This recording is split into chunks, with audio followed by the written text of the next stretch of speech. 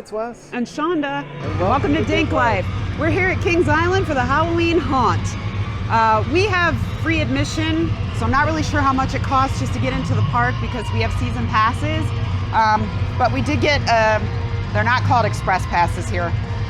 They're called fright lanes. Yeah. We did get these. They were an extra $70. $70, and it allows you to get into each house once and then one bonus house. So we were here years ago, 6 or 7 years ago, and we bought these, and they're a godsend. So we just decided to buy them ahead of time. But it's real loud in here. Yeah, real loud. As you can hear. But we're gonna check this out and see what's doing. It's been a while since we've been here, so come on along and join us. Fall admission tickets are $44.99. Fright Lane tickets are $70 on Friday, $135 on Saturday, and $60 on Sunday. Parking for the event is $30 per car. Unfortunately, as with every other haunt we attend, we cannot tape inside the houses, so we couldn't take you with us in there. But we did get some good shots of the outside. This was the first place that we saw mixed drinks that had some specialty Halloween drinks. It was called the Rotten Gourd. The drinks were really cool looking. As you can see, they had dry ice in them, and they were quite delicious, but along with being cool looking, they were extremely expensive. I want to say these mixed drinks were $14.49, and honestly, the beers weren't much cheaper. They were like $13.99. So if you're going to drink at this event, just be prepared because you are going to pay. The park didn't seem terribly crowded for a Friday night.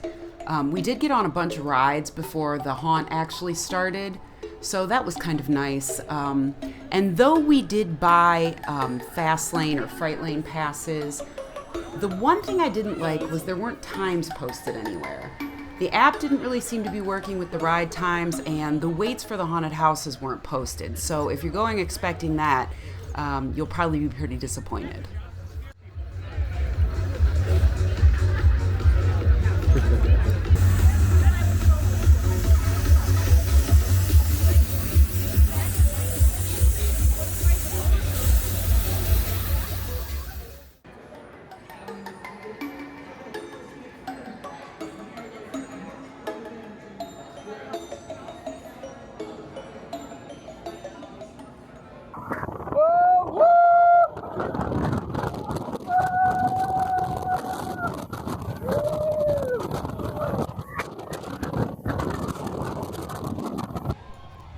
As you will see from our rankings at the end of the video, this was Wes and Mai's favorite house. The theming was great and the scares were abundant. The tower at the top. Oh, that's sick. That does look sweet.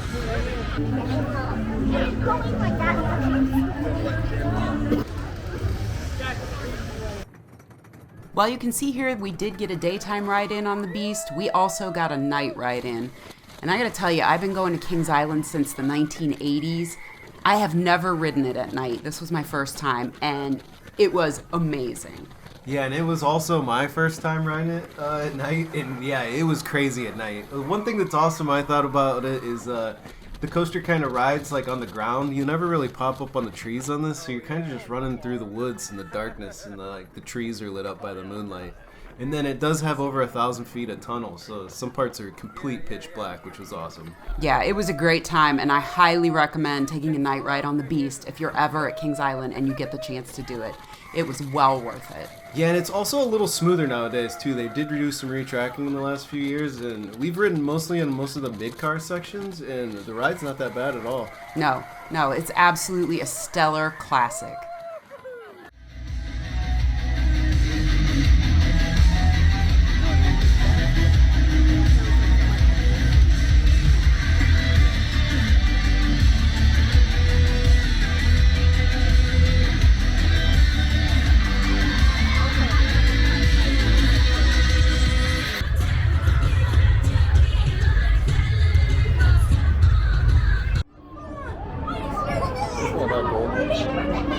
No way. It's not 30 degrees. That special effects still actually work on it. Yeah. No fire though? I think the fire comes at the end of the helicopter. Maybe, I don't know. Oh yeah, I think it's pulling into that area. Whoa, there it is. that Cedar Point kicks up that high. I don't know, I'd have to look at it. I haven't watched it that close, but it seems like it's a really steep angle.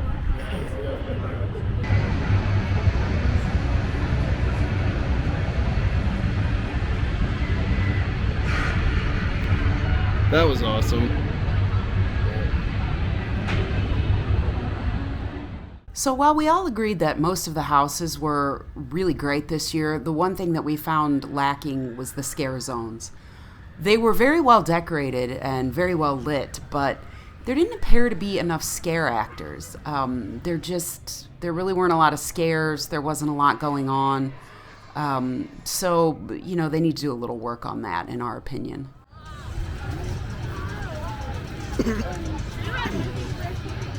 Oh, that's cool.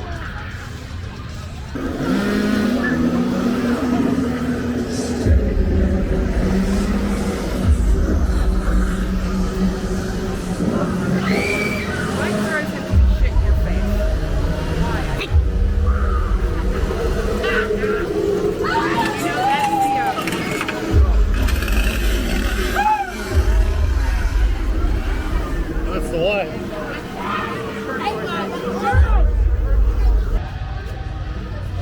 Is that buy one, get one free? We have to check that out. Wonder if it's worth coming down to. Yeah. Man, that really looks like the Universal Islands of Adventure logo. Pretty cool concept.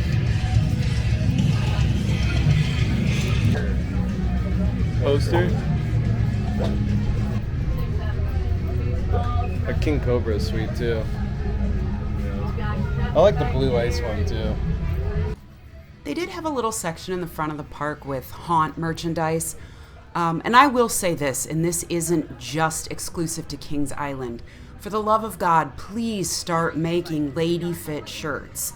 I am more inclined to buy something if I know it's going to fit me and I'm going to wear it, rather than just wearing unisex t-shirts and paying $30 for them. That's, my complaint. I'm sure not every woman has that complaint. But please start making some more lady cut shirts, I beg of you.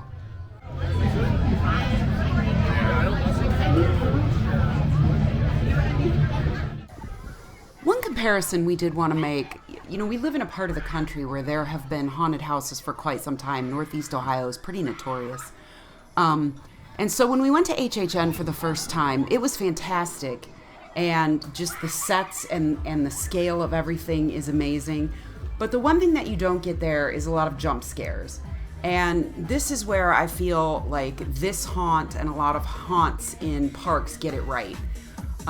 Because they don't put you through in a conga line. You go through in little groups. And so therefore, the jump scares are a lot better, and also they will follow you through the house and continue to scare you, which is something that you don't get at HHN. So while they're two completely different things, it's worth checking out both types if you're a horror fan.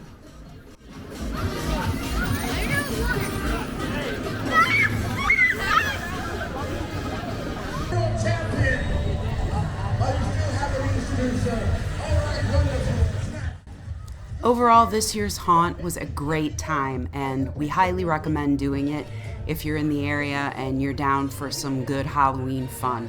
We really enjoyed it.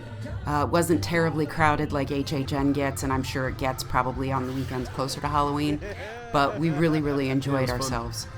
And as always, just remember, whatever you decide to do, just get out there and do it.